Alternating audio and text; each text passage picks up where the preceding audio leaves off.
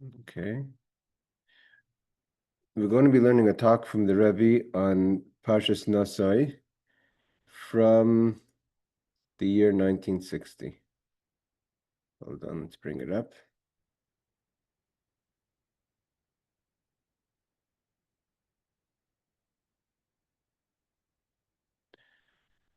Okay, I hope we can get people in on the class when they want to come in. Okay, so this is a Sicha from Shabbos Parshas Naso, the 9th of Sivan, the year Tafshin Chaf, which is the secular calendar year of 1960. My father-in-law, the previous Rebbe, tells, after the initial times, Sherabeinu Hazokin Nasa Lemezrich, after the Alter Rebbe traveled to the city of Mezrich, is where his teacher, when we say Mezrich, we're referring to the Alter Rebbe traveling to his teacher, the Magid. V'noida Shaychusei La'adis HaChasidim, and it was already well known that the Alter Rebbe belonged to what's known as the group of the Chasidim. Azai Hayridui Es Chamav Mihaminu Shalkovich Hayla Beiroi. His father-in-law, which was not friendly towards the Hasidic new group, and when he realized that his son-in-law, which was a great giant in Torah, the Alter Rebbe, was becoming part of that group and traveling to Mezrich to his teacher, so he took him off all the positions of importance that his father-in-law, who was an important person of the city, he lowered his son-in-law, the Alter Rebbe, and kind of demoted him from any level of responsibility in connection to the community. And he says, oh, thanks, Howard. I just wanted to make sure that it's coming on clear. And moving Godlar Difish Hoyler Rabbeinu Azaken, and we can understand clearly. Not only did his father-in-law demote him, Reb Shimon, demote him from his. We're going to try to figure out the waiting room. I can't figure out how to close it. It just went back on.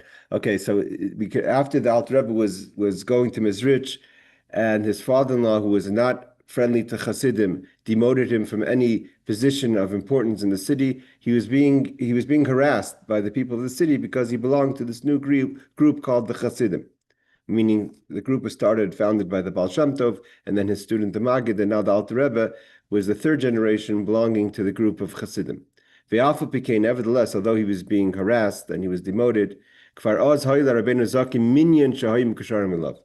was still a group of people, at least 10 people, of young, eager students that were Mekushara, means connected to the Alter Rebbe.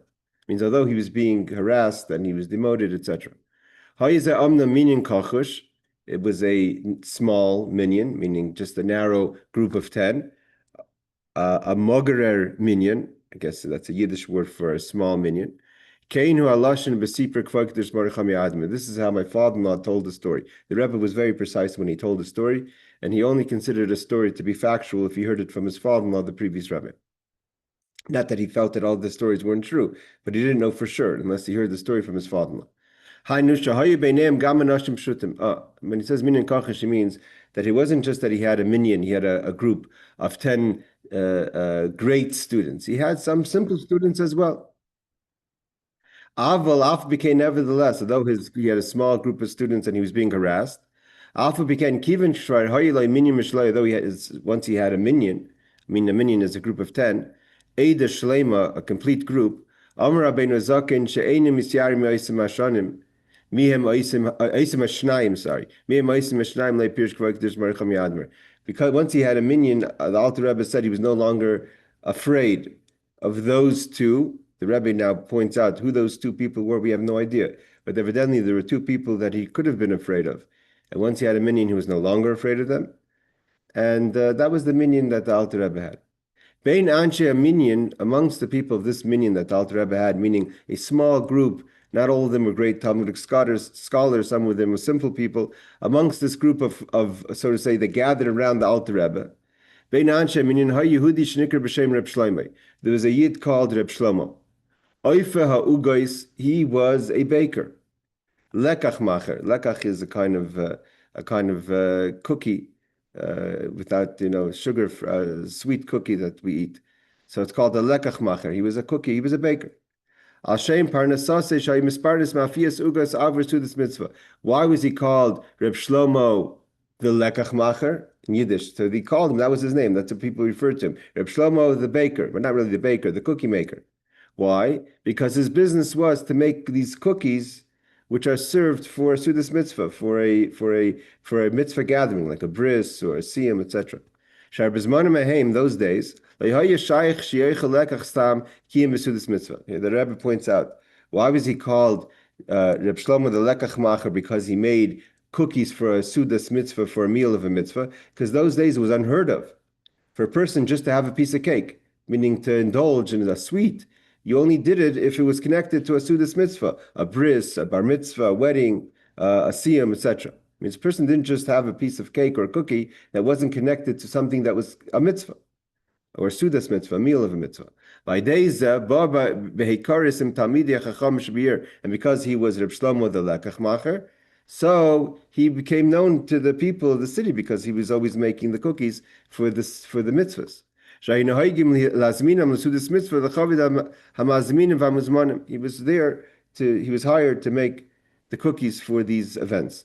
Okay, so one of the initial people that connected himself to the Alter Rebbe when the Alter Rebbe was really running a thin group of people while he was being harassed by his father-in-law and others for becoming a member of the Hasidim, was this Reb Shlomo, the Lekach Macher, who made cookies.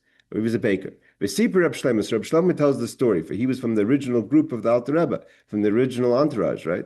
Shebishnas Tov Kuf Lamed Aleph, in the year 1771. I think I'm right. Oid b'chaya Magid, still in the lifetime of the Magid, when the Alter Rebbe was a chassid still of the Magid. He had this little group, he had this little group of chaver around him. He's Svaid Rabbeinu Azakim in Tamida b'shleishis me'agbala. The Alter Rebbe had a Farbrengen in the lifetime of the Magid, when he was a young man, very young man, in his late teens, early 20s, that he had a group of people around him, and he had a Farbrengen in the 3 days prior, which is known as the Shleishis Me'agbala, the 3 days prior to Shavuos. Ubein hadvarim diber oidis mash amar kadosh baruch hu Moshe Rabbeinu b'shleishis me'agbala. And over there, in that Farbrengen, the Alter Rebbe spoke amongst a small group of people. He spoke about the conversation God had with Moshe, had with God, that God tells Moshe, "V'gam b'cha yaminu lo'olam," that when God tells Moshe about what's going to happen, the effect of Matan Torah, the effect of Matan Torah is not just going to be an effect between the relationship of God and the Jewish people, but it's also going to affect the relationship between the Jewish people and Moshe. God said, "V'gam b'cha," even in you, Moshe, yaminu lo'olam, from after this they're going to believe in you forever. Seemingly, it looks like God was bribing Moshe. Right? The Alter Rebbe says God was bribing Moshe. Why should Moshe toil himself in the giving of the Torah? God says there's something in it for you as well. They're going to believe in you forever. So the Alter Rebbe says it seems like God was bribing Moshe. That because Moshe Rabbeinu was going to fulfill the obligation or the requirement, what was asked from him, to bring the Jewish people to Mount Sinai. God's promised him. There's something in it for you, not just for God, that God's going to have the time to the marriage, so to say, the giving of the Torah, that Moshe also is going to benefit. So Rabbeinu Azakin Hevi B'dvarav, when the Alter Rebbe spoke about this in the year 1771, in the 3 days before Shavuos, he brought the Pirush of the Even Ezer. The Even Ezer is a commentary on the Chumash. Shahayu b'nei Yisrael nashim shahaysam hanavu b'safek. At that time, there were people still doubting Moshe's prophecy. Even though the Torah already tells us that the Jewish people believed in Moshe, in God, and Moshe his servant by the crossing of the Red Sea. Nevertheless, the Even Ezer says the Jewish people saw, it says not all the Jewish people. I mean, some people still didn't believe. Even though there was a splitting of the Red Sea, and even though there's the 10 plagues and all that, there were still those who didn't believe. It says the Jewish people saw, not all the Jewish people saw. And this is why the Even Ezer says, "V'gam b'cha yaminu she'ata nevi'ai," that what's going to change with Matan Torah is that even those who doubted Moshe's prophecy after everything he did, splitting the Red Sea, now everyone's going to believe in Moshe's prophecy. K'miyata is emes etzlam inyan nevuah. It's going to become real. Is emes means from the word truth, emes. to even those who doubted Moshe up until this point, the prophecy of Moshe. He still didn't answer the question that it seems like God is bribing Moshe. Vehevi gamis divri Ramban, and the Alter Rebbe also brought the words of Nachmanides. Shedeiches divri Even Ezra. He disagrees with Even Ezra. But when the Nachmanides, the Ramban says, Shezera Avram la yistapku b'nevuah. He disagrees with Even Ezra, and he says the Jewish people never doubted the prophecy, the concept of prophecy. And therefore the Ramban explains this conversation differently, that what changed, in this talk that the Alter Rebbe had as a chassid still, the Magen is rich, in the year 1771, the Alter Rebbe did take on and accept, so to say, justified the opinion of the Even Ezra that there were those up until the giving of the Torah who doubted Moshe's prophecy, unlike the feeling of the Ramban that says that the Jewish people never doubted the prophecy of Moshe. But he explained that the doubt wasn't on the belief in the concept of prophecy. Everyone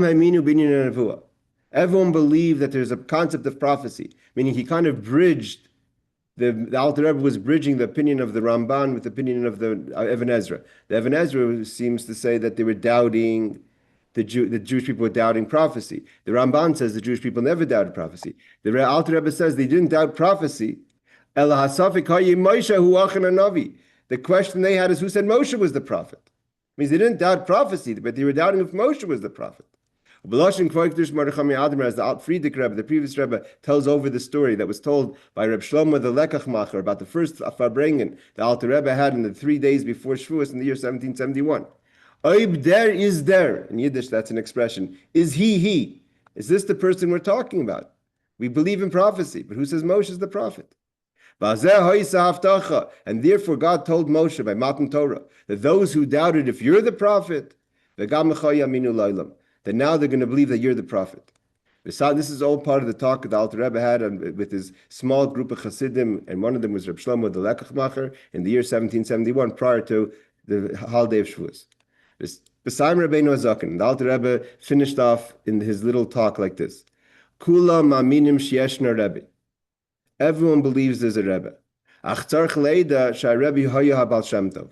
The Rebbe said, then you have to, we know there's a Rebbe, we know there's a Navi, but you have to know who the Rebbe is. The Rebbe is the Baal Shem Tov, not someone else. And the Alter Rebbe continued, and who's the Rebbe in our generation? Is the Holy Magadim is rich. This is how the Rebbe opened up his talk, Parshas Naso, in the year 1960. Now, the Rebbe is now talking. And now this is all the Rebbe opened with the story that the previous Rebbe told of the first Farbrengen, one of the first Farbrengens the Alter Rebbe had as kind of a leader. He was not even a Rebbe yet. He himself was just a chassid of the Magid. He was going through tremendous harassment by his own family, his father-in-law, and others in the city. He says that doesn't change the fact. He said the Navi is the Baal Shem Tov, the Navi is the Magid. The Rebbe continues, what does this mean to us? Isa beZohar, the Zohar teaches, there's an extension of Moshe. Hispashtusa means from the word lihispashet. There's an extension of Moshe in every generation.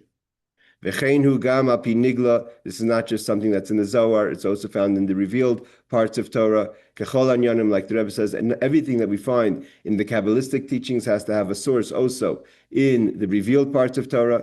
And where's the source? That there's an extension of Moshe in every generation. The Rebbe quotes there's a medrash. The medrash says, "Ein dor she'ein boi ka'Avram ki Yaakov k'Moshe." There is no generation that exists in the history of the Jewish people that doesn't have an Avram, doesn't have a Yaakov, and doesn't have a Moshe. V'imkein. So the Rebbe says, if that's the case, the Rebbe again is talking in 1960. Davar parshat eitz l'kol b'nei Yisrael ha'maminim b'divrei Chazal. So it has to be simple by anyone who believes in the words of our rabbis. Shekeinu emes is not just a statement, that's the truth. Every generation has an Avram, Yaakov, and Moshe. Aval Sheleimah, the question is, like the Alter Rebbe question, or kind of clarified, in the year 1771, Taf Kuf Lamed Aleph, mi hu, ver is ver, who's who? Who's Avram, who's Yaakov, and who's Moshe? Therefore the Rebbe continues again in 1960. Tzarech le'eda, shebedorish Baal Shem Tov, in the generation of the Baal Shem Tov, hoyezeh Baal Shem Tov. It was the Baal Shem Tov. And after that, the next generation, it was the Magadim Mizrich, his student. And after that, he says it was the Admir Azokin, the Alter Rebbe himself. Until our generation. The Rebbe of our generation, the Rebbe says, is the previous Lubavitcher Rebbe, my father-in-law. The Rebbe says even more so. If the Rebbe was saying it obvious in those days, in the year 1771, when the ideas of Chassidus was just starting, as my father, when he told the story, the Rebbe says, I have regards from 175 years ago. So what about, so the one is Abraham, one is Yitzchak, one is Yaakov. So the three weren't, I mean, they're named, but are those Abraham, Yitzchak, Yaakov, or those are just Abraham of their generation, and Yitzchak and Yaakov are unnamed? And maybe they're not in the, the line of those Rebbeim. Maybe they're in some other parts of the people.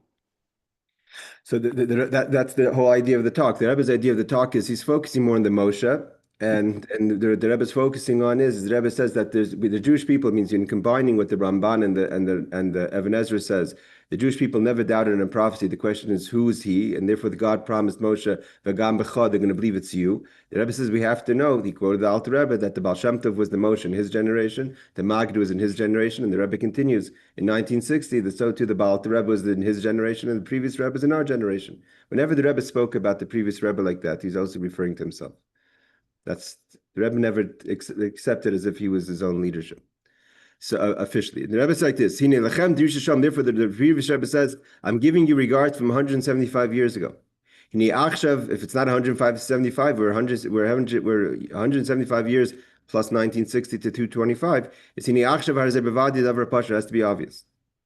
Now the Rebbe continues. When the previous Rebbe, so to say, revealed or announced the statement, Kol Koira means the outcry. The previous Rebbe started a campaign in 1944, Tafshin Dald, I believe, or maybe it was 1940. I think it was 1944. With the Kol Koira means the Rebbe, he said La'alta L'Tshuva. If we do Tshuva, La'alta means if we speed up the Tshuva, La'alta Geula will get to Geula redemption, and that was in the worst years of the war. Is Afitzu Chasidim Sa Kol Koira V'Sifer Shuhu.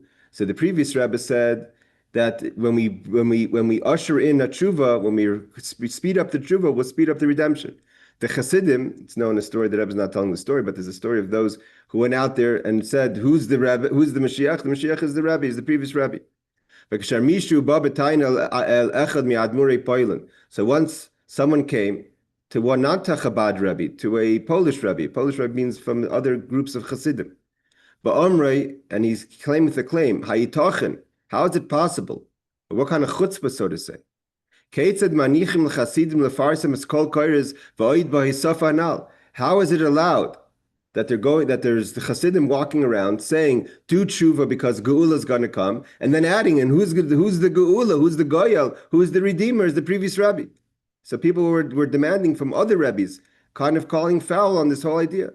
So what did this Rebbe answer? Hey Shiva Admar now, the Rebbe is not saying his name. Heaven is boining. He says, pay attention 1 second. Listen here. We all believe that Mashiach is going to come. That's what we say. Some people say it every day in the Animamim, in the declarations of belief. This Polish Rebbe says some don't say it in the Animamim, some say it in thought, they think it. So we all agree that Mashiach has to come. He has to be here, right? Because we say he's going to come. If that's the case, so the Polish Rebbe said to this person who was complaining, you know you're not Mashiach, right? This Rebbe says, I know that I'm not Mashiach. But someone has to be because we say Animamim. Why is it bothering you so much that the Chabad Chassidim are saying it's the previous Rebbe? When the Rebbe says, so too in our situation. This idea that we have a Rebbe, Mefurish lahadya bezor medrash. We said already. The Medrash says in every generation there's an extension of Moshe. The Medrash quotes in every generation there's an Avram, Yaakov, and Moshe. Vim kain, kasher nishelas hashayla mihu. So if you're going to ask yourself, who's the Moshe of our generation? Ve'ein al mi litles, and you look around and you can't find the candidate. Haramayna pashit shuhu, there is there. Who is the Moshe of our generation? Tchila Baal Shem Tov, it was the Baal Shem Tov, and then it was the Magi, then it was the Alter Rebbe, until Kvoi Kedush Baruch HaMiyadim, to my father, the previous Rebbe. Aaron, you want to ask a question? Yeah, how do you speed up? You said they could speed up? By doing tshuva. If you do tshuva, la'alta l'tshuva, if you do repentance, return, it will speed up the redemption. So just an individual does it, or we have to all do it as a, because not everyone does it. Both. If you have to do it as an individual and encourage others. That's why the previous Rebbe put out as a kol kaira, that you should inspire others to do tshuva, because it's going to be dependent on everyone doing tshuva, but surely you have to do it yourself. A combination of the two. It means hopefully it's the more people that do tshuva, and look how many people have returned to tshuva in the past 70, 80 years. In all spheres, in all groups of Yiddishkeit. So the Rebbe continues. This is not just an idea to say who's the Moshe Rabbeinu. This also comes to Aaron's question, to a lesson. The Ha'ira means the lesson or the inspiration that we could take about spreading the wellsprings of Chassidus. Yesh from the those who think. I think this is going to address Aaron's question. Yesh from the those who think. The very fact there's still people that are misnagdim. Misnagdim means they are against. The word neged. Chassidus, the teachings of Chassidus. We still can't spread the wellsprings because we're concerned with the negativity, with those who are against the wellsprings. It doesn't work like that. But Darius HaKoidim in the initial generations, meaning to say in the previous generations, in the beginning, the people that were anti-Chassidus were great. Some of them were great giants in Torah, but they made a mistake. Everyone can make a mistake. They thought, according to their understanding of Torah, the kivin shahayu az kites musukenas. In those days, they were just getting out of the situation of certain groups, whether it's the Frankists or the Shabtai Tzvi people. They were concerned, and they were not right. The Rebbe says it was a mistake. The Rebbe says they weren't intentionally against Chassidus. They thought that maybe Chassidus is a dangerous new idea that we don't know where it's going. But that's years ago when people were concerned that this may be another offshoot of Yiddishkeit. After 200 years, we all know, even a simple person, even Gentiles, when we say that someone is a chassid, what does it mean a chassid? What's the definition of a chassid? Or a chasida, or female chassid? What's the definition of a chassid? The chassid has a beard, doesn't touch his beard. Maniach bezugas tefillin, puts on 2 pairs of tefillin. Rashi Rabbeinu Tam. Leivish tzitzis kaful shmeina, wears proper tzitzis. Chulu v'chulu. V'hatayna hayachida negda hi. So what's the only thing you could say? You can't say the person's. I mean, initially they thought this is going to lead people away from Yiddishkeit, from Torah mitzvahs. But here you see clearly it's not true. Everyone knows a chassid is a person who doesn't touch his beard. A chassid is a person who puts on 2 pairs of tefillin. A chassid is a woman you see in the shuk or on the streets handing out Shabbos candles. So how could you doubt their connection to Yiddishkeit? So the only thing you could say about the chassid is hayesei batlin. He's a batlin. I don't know. Batlin is a person who uneducated. Is kind of not a person of society. Shebatum imlechas olam. Not really. He's batlin, nullifies himself from worldly things. Given shemachah b'tefillah. Say why? Because the chassid davens longer. Umaniach beizugas tefillin until he finishes putting on 2 pairs of tefillin, etc. And if the person is also is careful in certain mitzvahs, it's an expression of their consciousness of all the mitzvahs. Tefillin is a good indication where a person is standing. There's no justification. according to Torah, to say there's something wrong with Chassidus. So why are they against Chassidim? Because their fathers were against Chassidim. Why were their fathers against Chassidim? Because their fathers were against Chassidim. Not that there's a fund that you could ask them, what specifically do you have against Chassidim? So if there's no justification, according to Torah, to have a concern of Chassidus, therefore the Rebbe says there has to be no more concern. There's no justification, there's no entity here. It's only a challenge. Like any other challenge in a science, by definition, is not real. Therefore, anyone who questions, and the Rebbe is talking 1960, about the concern of spreading the well-singers of Chassidus because there's those who disagree, the Rebbe says that's not a concern, because the disagreement doesn't come from a justified place. We don't have to be aggressive. We walk in the ways of peace and the ways of kindness. Our job is to awaken the inner core of the soul of the Jew. And how do you wake up? What is the ingredient that wakes up the pnimis haneshama? Is pnimis haTorah? Is the inner secrets of Torah? Shemekasheres is Israel, and the inner secrets of Torah that awakens the inner core of the soul connects the Jewish person with the core of the God. Hold on, Aaron. And from there it goes to the revealed parts of Torah. Which this is the source of the whole core of creation. And when you could awaken not the external of the person's soul, but the essence of the person's soul, with the essence of through the essence of Torah, and connect it to the essence of God, and that spills over in all their expressive ways of connection. Then it brings down all the blessings, with everything you need, in blessings of health of your children, and the hatzlach of your children, in your own health, mizoyne with your parnasa, and it should be in a way with revicha and abundance. Yes, Aaron? Could you be a Hasidic with one pair of tefillin, and you did it every day? Sure, so why does he mention that Hasidic, this movement had two pairs of tefillin, even though we know some of them do? Because Hasidim, in traditionally, a Hasid puts on two pairs of tefillin, Rashi and Benutam.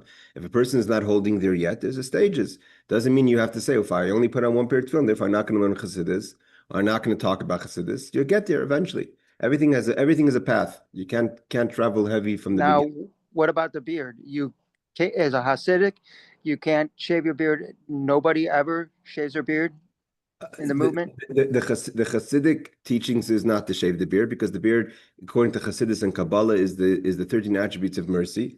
But it takes time. My grandfather was a Hasid from Hungary, where they did shave their beards. He only started to grow his beard in his late 70s. The Rebbe gave him $13 many times to connection to 13 attributes of mercy. You grow to it. It's not something, again, the Rebbe told my grandfather, you have to make sure you make a resolution for growing a beard. You don't just put it on Sunday and take it off on Friday. All right, let's continue. Once my father, the Rebbe continues in this, like I said, a warm Farbrengen. The Rebbe, Friedrich Rebbe said once, with regard to the unique approach that the Baal Shem Tov had with the teaching of love of our fellow Jew.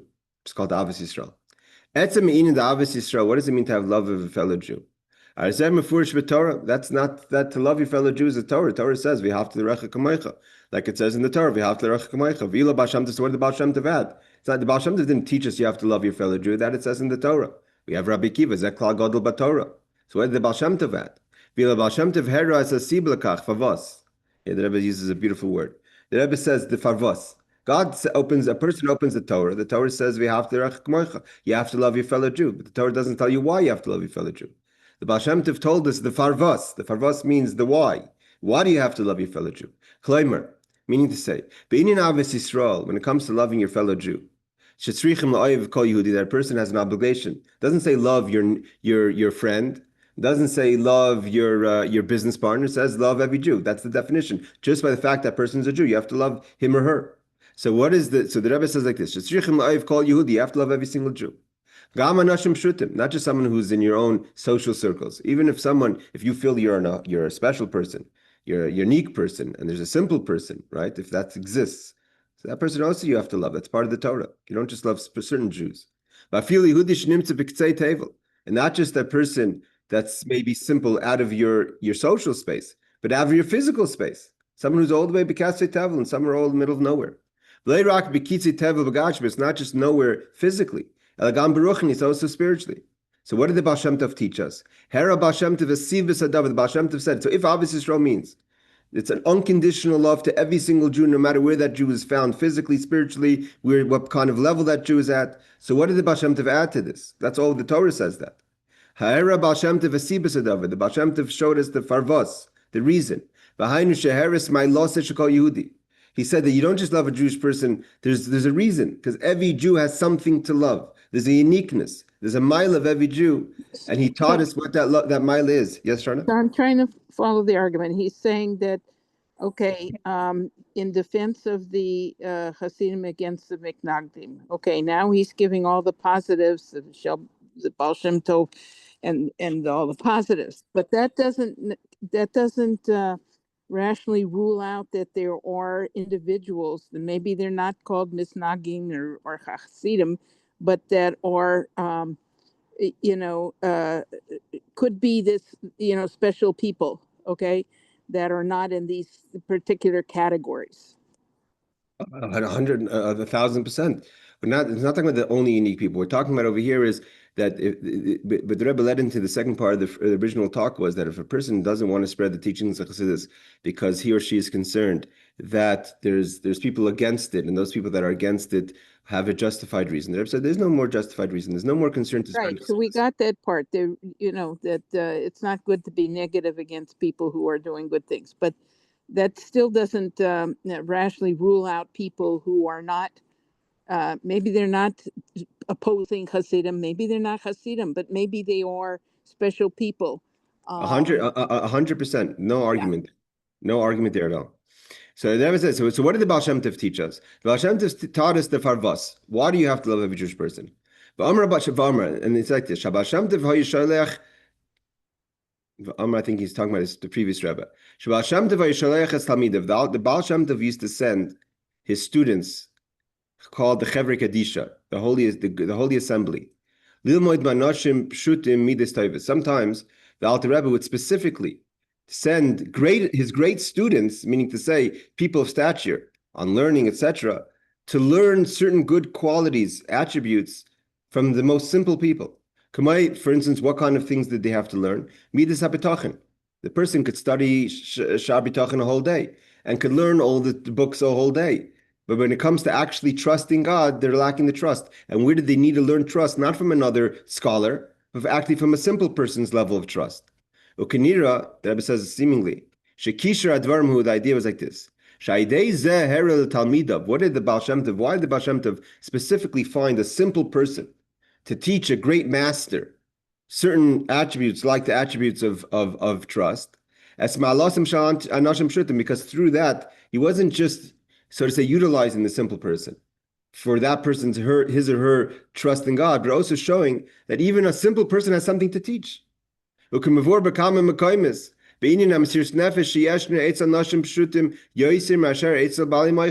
many times there's self-sacrifice by simple people much greater than there is self-sacrifice for God by the intellectuals. As the famous idea is taught, it's easy to put your heel in boiling water than to place your head in boiling water. As an idea that a simple person will have more belief in God than the head, which is an intellectual. This is what it means, but we're going to learn, I think it's next week, that it says Moshe Rabbeinu was was the most humble person from any other person in the world. Why was he so humble from every person? He humbled himself. He felt himself small. It says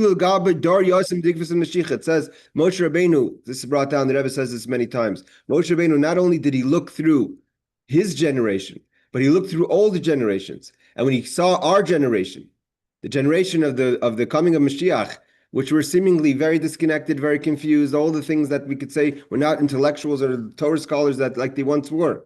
And Moshe was humbled by our generation. Why? What humbled Moshe about our generation? Because our generation has something unique that other generations did not have. The level of self-sacrifice, the unconditional commitment to Hashem.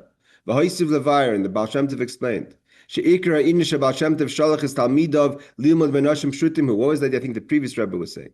The idea that the Baal Shem Tov sent his students to learn from simple people. Lo b'negei l'midas toivos kipshutim. Sheichas Hashem lo yimesheitzel talmidav Baal Shem Tov v'chaser davar. Al b'negei lihishtalmus amidos. It wasn't just to learn the actual attributes from them, but to be complete in the attributes, to really elevate and emulate the attributes of bitachon, etc., of self-sacrifice, to really see it on the highest level of performance. They needed to learn it from the simple people. Ubirani, the Rebbe says ideas like this. Okay, this is an idea in Chassidus. The word hisoiris means to awaken, not to create. When we say that midos, the attributes, get awakened by the intellect, means the emotions of a person is there before. The proof is you could have two smart people and they have a different emotional response to something. So the attributes is preconditioned, so to say, in a person's character. But what awakens an emotion is usually the seichel. That's what a person's all about, that your intellect control and direct the midos, the attributes. So the Rebbe says, when a person understands something that's good, this is a good idea. So therefore, that awakens your chesed quality and closeness because it's good to you. If you realize something is bad, right? This is a bad idea. What emotional response do you get from understanding? You have to understand that it's bad. But once you understand that it's bad, what does it reveal? It awakens the attribute of gvura, of severity, of distance, of whoa, this is something I have to stay away from. What reveals the midos? Means a person has an attribute to kindness or limitations or din or gvura. But how do you know what to be giving to, and how do you know to withdraw from? Your mind understands this is good for you, this is bad for you. Exercise is good, overeating is bad. I mean, there's a lot of things that you respond to, but you have to have the information. But that's the way the mind guides the actual attribute. But the way the attributes are on their own, they're, like I said before, they're greater than the intellect. The intellect is only the tool that guides and directs the attributes. Like it says, Za batika achid yutalia, Za, which is referring to the zeramp and the midos, it's connected with keser, much higher than intellect. With the power of intellect is to control the midos, but the actual source of the midos, of the attributes of the emotions, are stronger. And the bat chachma is not in keser; it's only in the mazel, which is lower. This is what we see sometimes also. After a person awakens an attribute by intellect, it means their intellect awakens their emotional response. The attribute itself will take over a power much greater than the intellect that inspired them. It means if you understand you have to have a certain response to something, negative or positive, your mind will initiate it, will inspire it, but the midah will take over the feeling. A person gets very excited. That's already past your intellect. But why is it that your midah becomes stronger than the intellect that inspires it? If he should what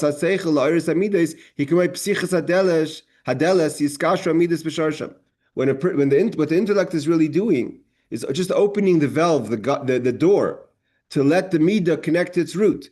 But once the midah connects its root, because the midah, the attribute, the emotion, is much stronger than the intellect, it's much powerful. Meaning you could end up giving much more, let's say in a giving way. Let's say you want to give something. So your mind understands to give, but maybe it understands it more limited. Once the emotion takes over, you're going to be much more giving. Why? Because the midah is much stronger than the intellect. This is what it means. We're going back that the Baal Shem Tov said that the students had the intellect of the midah, of the attributes. But to find how do you really complete a midah, how do you really trust God, how do you really love God, he would send them to simple people because they were more in tune with their midas than they were with their intellect. To learn what it means to reveal your attributes at their root. And the Baal Shem Tov understood that this quality a simple person has more than the intellectual. By the intellectual, that this is the negative of intellect. Then the negative intellect, that when the more the intellect shines, the more it restricts the midah, right? You see a person who's really excited about something. You say, oh, be a little bit more controlled. Why? But I have to be more controlled. Who said so? Because in your mind, you decided I have to be controlled. So therefore, they don't have it complete. Like we said, and this is what it means that Moshe Rabbeinu saw the uniqueness of our generation because Mesiras Nefesh also is higher than intellect. The idea to give up your life for something is greater than the mind can understand. And this is the idea. So what the Rebbe is saying is that what's the farvos? The farvos means again, what the Baal Shem Tov showed was that actually what he did is he elevated the mitzvah of Ve'ahavta l'recha kamocha. Up until then, someone would say, what does it mean to love another Jew? That I'm such a good person, that I'm such a special person, I'm such a smart person, I'm such an accomplished person. The Torah says I have to love another Jew, even though I see nothing to love. I'm going to love that person because I'm such a great person. The Baal Shem Tov says, what are you talking about? You have to love that person. That person has so much to give you. And that's what the Baal Shem Tov explained. The Baal Shem Tov showed that it's not a Kabbalist all love. You're not loving the next person because God forced you to. The Baal Shem Tov revealed there's so much to love of every single Jew. You think you have something special. You're so limited in yourself. Go to find the simple person. That person could live Shabbos. That person could live Amunah. That person could live Bitachon. In my day, Torah Chassidus, the teachings of Chassidus, Nif'eles hamaylis d'ishtalmus hamides gam eitzel bal moichin. What the Baal Shem Tov wanted was that this unique quality that sometimes the simple person may have in a completion of their attributes of their emotions, he wanted to give that and gift that even to the intellectual. Imishuhu be'etzim bal seichel, like upon him b'shah shayis if someone's an intellectual, or at least when they're studying Torah, that they shouldn't just have the intellect, but they should have open flow of emotion and a connection. Yeah, just because somebody's a scholar doesn't mean they aren't also emotional, or just because somebody isn't a scholar, is quotes a simple person, doesn't mean that they aren't intellectual. 100%. But what the Baal Shem Tov was in those days, you have to remember, in those days there was a huge divide in the Jewish people, and there was a major separation between what was called the Baalei Mochin, the intellectuals, and the simple people. Very much so. They didn't intermingle at all. The Baal Shem Tov broke that barrier. Yes, it's not a rule that every single intellectual doesn't have emotions, or every single simple person doesn't have intellect. But the Baal Shem Tov broke this idea that there's a disconnect. The Rebbe, not only that he broke the idea, he wanted everyone to learn that there's something to learn from every person. The Rebbe says, okay, Shana, you could argue with the Rebbe. The Rebbe said that a true intellectual doesn't have this, so to say, freedom of being connected unconditionally to their emotions. In general, intellect, the mind restricts. You see that many times. You see, the mind restricts a person from freedom, and that you could learn Well, the Rebbe is preaching that the mind should rule over the emotions. That's what he's preaching. That. Yes, the mind should rule over the emotions. That's the Chabad approach. 100%. Chacham Das is that Moich Shal Talalev. That's Tanya. But not in a way that in a healthy way, not in a way that means you should have the moichin and also have the midas, but in a way that's, yes, you shouldn't let your emotions run wild, but you should but at the same time let your emotions run wild spiritually. That balance. I thought, yeah, exactly. I thought the whole idea is to try to achieve balance between the different aspects. Very good. L'dugma. Here the Rebbe is going to go into an example. L'dugma b'midas ha'betachim. When it comes to the attribute of trust. Trusting Hashem, right? We all know bitachon. If a person uses their mind, sometimes you think, not because God can't give you, I'm not worthy that God should give me. So the intellectual comes and says, 1 second, if God was me, if I was God, I would never give this person anything. I know I'm not worthy of it. I have sins. I'm not trusting. I have all the negatives why God shouldn't want to give me. A simple person. That doesn't get complicated. When that person opens up the Birchas HaMazon, and it says, God provides to the world, kulai, the whole world. Betuvai with his goodness, Bechein with his grace, Bechesed with his kindness, Berachim with his compassion. He's part of that world. Even if the simple Jew doesn't know the meaning of those words. He knows the concept. He doesn't question that. The Torah says that God is trustworthy and He provides for everyone. It doesn't go into the whole conversation. If I'm worthy, I'm not worthy. What Torah Chassidus wants.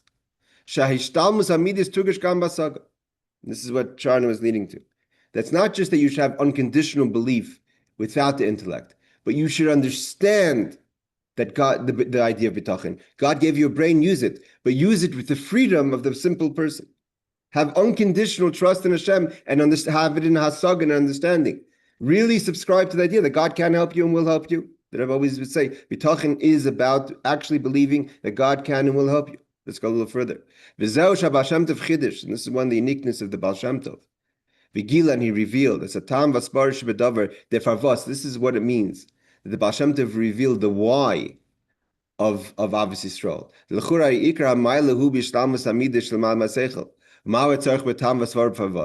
So he says here, the Rebbe even goes in deeper. What does it mean, the farvos? If the idea is just completion of the midos or the attribute, why do we have to understand the attribute, understand the Avos Yisrael? The idea is it's not enough just that the intellectual should surrender his or her mind. The Baal Shem Tov wanted that you were gifted with intellect, understand the quality of simplicity, understand the quality of unconditional emotional connection. All right, ladies and gentlemen, I have to go and wish everyone. We have still have 2 minutes here. It's the last few lines of the Sicha. Mikol now moving from this understood. What does it mean to love a fellow Jew? It's not just to love a Jew outwardly. It should be inwardly, connected to your core of your soul. And then we have what the Alter Rebbe says. Loving your fellow Jew as a vessel is the way to love God. Like it says in Rashi, the